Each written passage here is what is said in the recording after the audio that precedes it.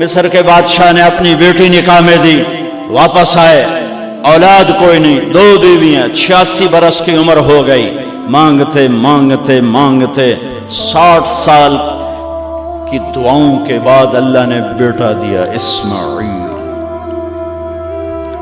اور ابھی وہ چند دن کے تھے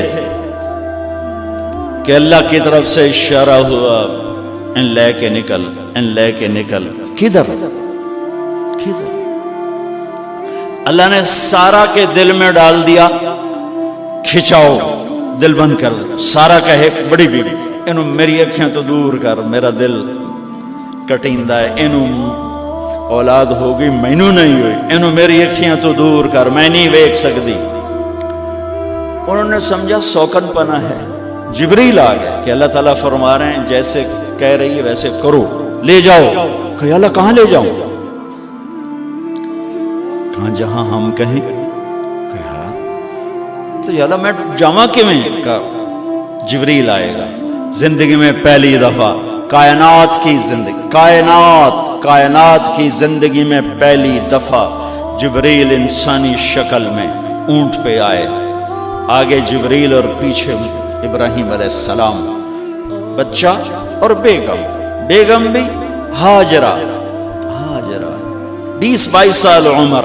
چلو سارا سے بیٹا ہوتا، وہ بھی 80 سال کی ہو گئی تھی، تو ایک عورت زندگی گزار چکی ہے تو اس کو جدا کرنا آسان تھا۔ ہاجرہ شہزادی 22 سال 20 سال عمر، چلتے یہ دن 3 ہفتے لگے، 4 لگے، مہینہ لگا، 2 ہفتے لگے، پتہ نہیں، اللہ ہی جانتا ہے۔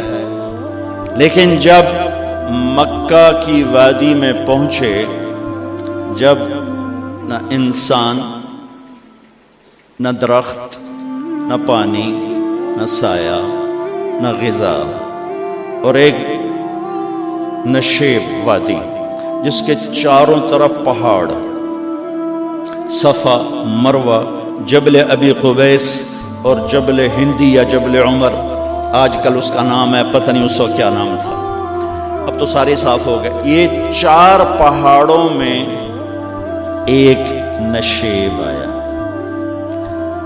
تو جبریل نے کہا یہاں اپنے بچے اور بیوی کو اتار دیں اور واپس چلے جائیں۔ جب آگ میں ڈالا تھا تو ایک لفظ نہیں بولے تھے، اور ایک طرف ہوا کا فرشتہ، ایک طرف پانی کا فرشتہ کہ ہم آپ کی مدد کریں، کہ اما الیک فلا، نہیں تمہاری ضرورت نہیں، اما اللہ فنعم، اللہ ویکھ رہا ہے، انہوں بچاونا ہوا تو بچا لے سی، یہ ساڑنا ہوا تو ساڑ دے سی، میں تہاڈی لوڑ بھی فرشتوں سے بھی بے نیاز ہو کے۔ اور آگ کی طرف جا رہے ہیں خاموشی کے ساتھ، بس ایک لفظ، حسبی اللہ ونعم الوکیل، حسبی اللہ ونعم الوکیل، تیرے سپرد ہر شے۔ اس خوفناک آگ کے سامنے ایسا صبر، ایک لفظ نہیں بولے۔ جب جبریل نے کہا ایتھے چھوڑ دے ہو، ایک دم یہاں کیسے چھوڑ دوں؟ یہاں تو نہ کوئی انسان ہے، نہ اسباب زندگی ہیں، نہ پانی ہے، کچھ بھی نہیں ہے، کیسے چھوڑ دوں؟ کہا آپ کے رب کا فرمان ہے یہیں چھوڑنا، کہ اس بچے کی پشت سے آخری نبی تشریف لائیں گے اور اس وادی کو میں تشریف لائیں گے۔ اسلمت لرب العالمین، ٹھیک چھوڑ دے۔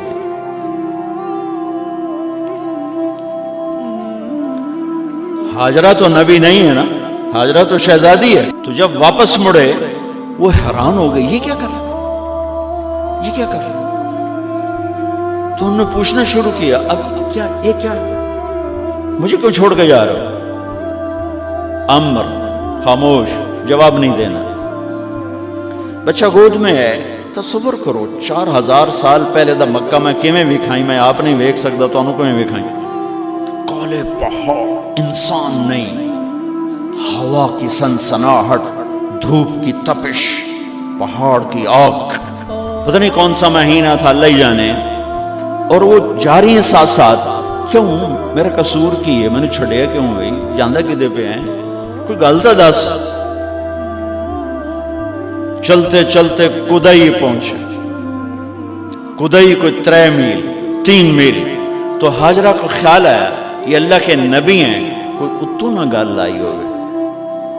تو 3 میل کے بعد اللہ امرک، کیا یہ اللہ نے کہا ہے کہ میں نے اتنے چھاڑ دے تو میرے پتر نو اللہ کیا ہے؟ تو ابراہیم علیہ السلام نے سر ہلا کہ اذن لن یضیعن اللہ. ایک اور ہاجرہ نے جنم لیا. پہلے ایک ماں بن کے سوچ رہی تھی، بیوی بن کے سوچ رہی تھی، اب وہ ایک مومنہ بن کے سوچ ابھری، ایمان والی بن کے سوچ ابھری. اچھا جاؤ، جس رب نے کہا ہے وہ رب مجھے ضائع بھی نہیں کرے گا. جاؤ.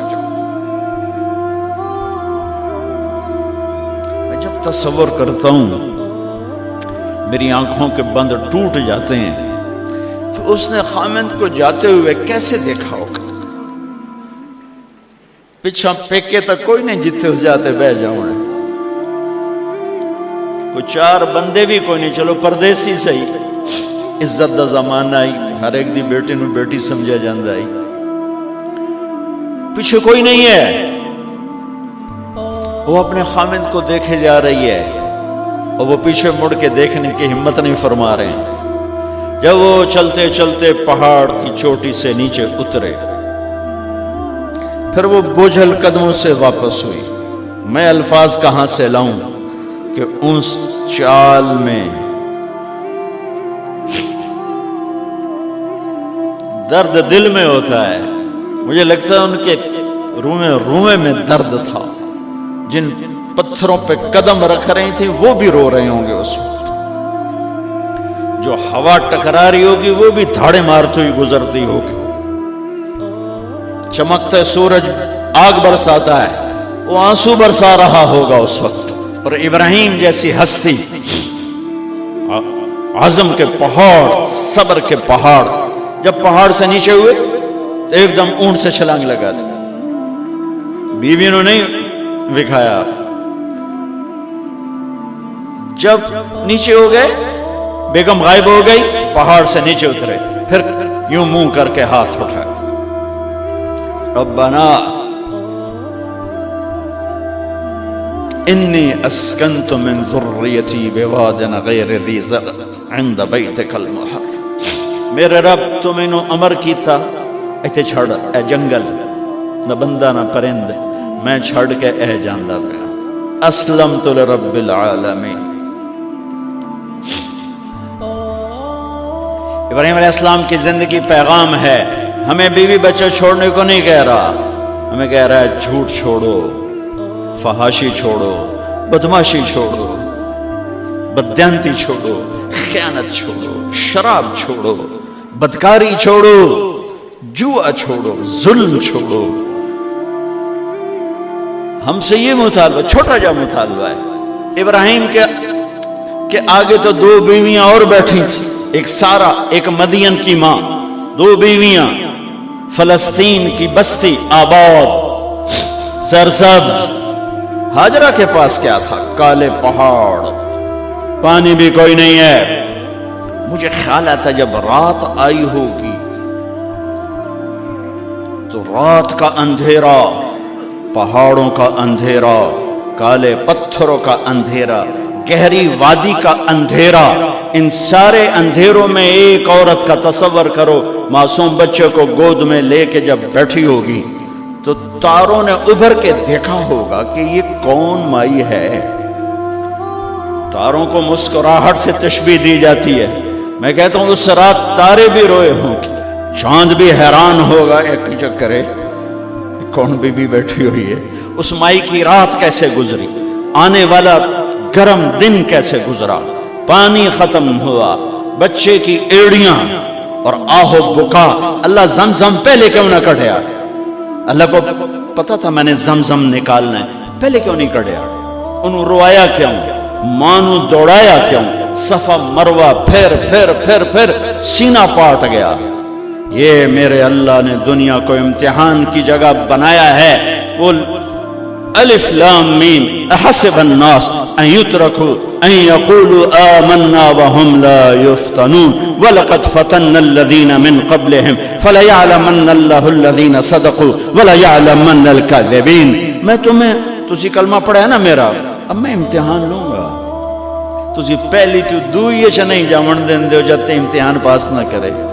پہلی تو دوئی بھی کوئی کلاس ہوندی نہیں، امتحان دیو پاس ہو گئے چلو ہن دوئی بہاؤ، نہیں پچھا لے جاؤ۔ ہے میرا اللہ کہتا تمہیں جنت دینی ہے، اپنی رضا دینی ہے، تھوڑا تو میں نو کھڑکاون دیو، کچھ تو میں کھڑکاواں گا، لیکن اوئے ہائے اتنا نہیں۔ جب میں صفا مروہ چلتا ہوں تو مجھے اماں ہاجرہ کا خیال آتا ہے کہ ہم تو گیلری میں چل رہے ہیں بڑے آرام سے، وہ تو ایک پہاڑ پہ چڑھتی اترتی، دوسرے پہ چڑھتی اترتی، انہیں پتا تھا اللہ کی قسم کوئی انسان نہیں، لیکن بچے کو تڑپنا دیکھ نہیں رہی ماں، دیکھنے کی جرت نہیں ہے۔ صفا مروہ صفا مروہ صفا مروہ صفا مروہ، 7 چکر کے بعد نا وہ ہمت جواب دے گئی۔ اگر ہمت ہوتی تو شاید وہ اور چلتی، اور بے بس ہو کے گری ہیں، اور آخری نظر بیٹے کو دیکھنا چاہا کہ میں ایتھے مر جاواں او اتھے مر جاواں، نہ او میرا مرنا ویکھے نہ میں او دا مرنا ویکھ۔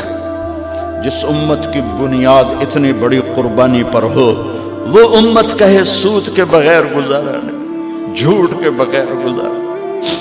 سارے بازار کے تاجروں سے پوچھو، کہتے ہیں جھوٹ کے بغیر دکانداری۔ سارے میں وکیلوں کو کیا کہوں، قانون ہی کالا ہے، وہ کہتے ہیں جھوٹ کے بغیر کیس نہیں۔ سیاستدانوں سے پوچھو، جھوٹ کے بغیر سیاست نہیں۔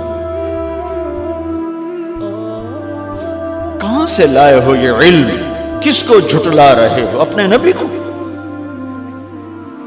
کون سے پیمانے بنا دیے تم نے؟ تو کلمہ توحید و رسالت کے، عشق رسول کے کون سے پیمانے بنائے ہیں؟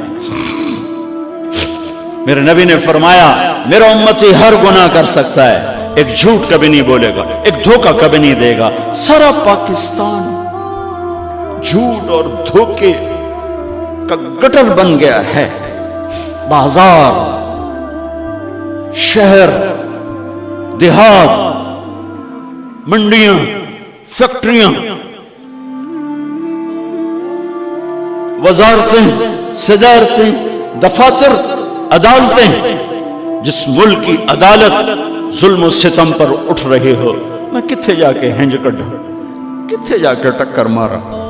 یہ ہاجرہ کا قصہ اس لیے ہے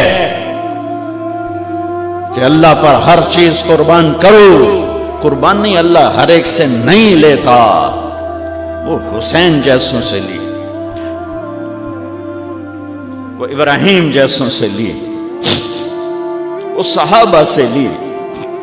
ایسی آئے ہمیں گندگی کے کیڑے، تو وہ گر گئیں کہ میں یہاں مر جاؤں، اسماعیل وہاں مر جائے، اور نو میں نے ویکھے میں نے ویکھے، لیکن ایک ایسے الوداعی نظر ڈالی کہ پتہ نہیں کہ میں مردہ پہ ہے۔ تو میرے رب کا غیبی نظام حرکت میں آ چکا تھا۔ ایک خوبصورت جوان کو دیکھا جو وہاں کھڑا ہوا ہے، تو ماں کی ممتا نے پھر انگڑائی لی اور پھر دوڑی، ساری تھکاوٹوں کو بھلا کر، پھٹے ہوئے سینے کو بھلا کر قریب آئیں تو وہ تو غائب ہو چکا تھا۔ جبریل انسانی شکل میں پر مارا، بچے کی ایڑیوں سے زمزم نکالا، پانی کا چشمہ نکالا،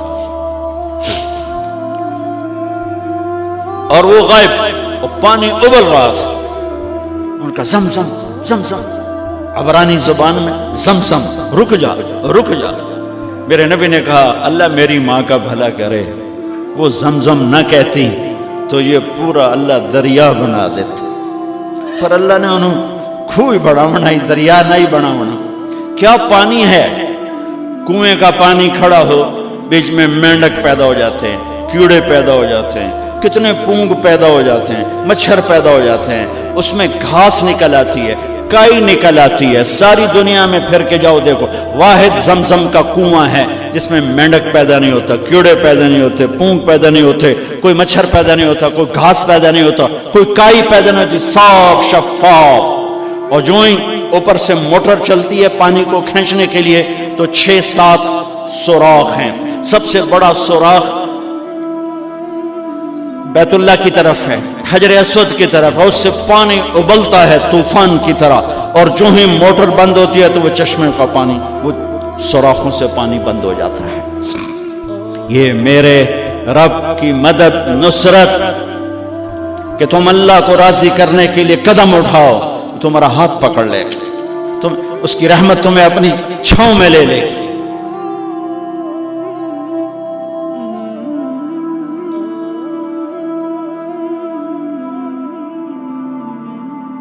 Oh